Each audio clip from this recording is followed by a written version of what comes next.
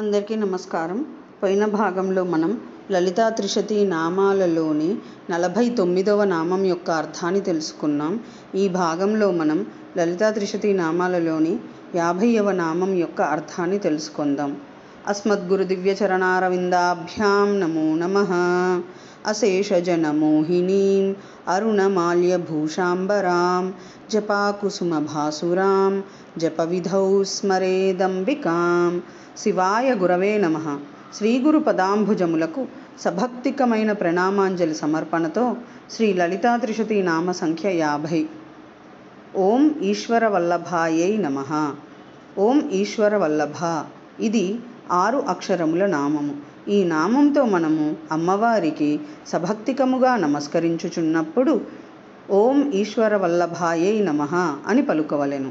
ఈశ్వర వల్లభ అంటే కామేశ్వరుడు పతిగా కలది అని భావము. కామేశ్వరుడు పతిగా కలది కాన శ్రీ లలితా మహాత్రిపుర సుందరీ దేవి ఈశ్వర వల్లభ అని ధ్యాతవ్యమగుచున్నది.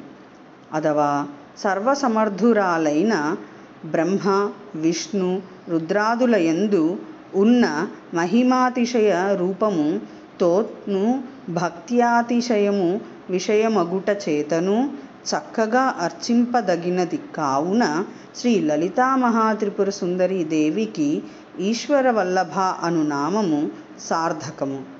శ్రీ లలితా మహాత్రిపుర సుందరీ దేవి ఆ పరాదేవత బ్రహ్మ విష్ణు రుద్రాదుల కంటే అధిక మహిమోపేతము అని అర్థం. సాధకుల భక్త్యాతిశయమునకు విషయభూతురాలని భావము.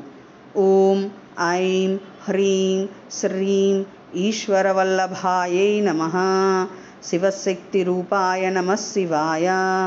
ఓం ఐం హ్రీం శ్రీం శ్రీమాత్రే నమః.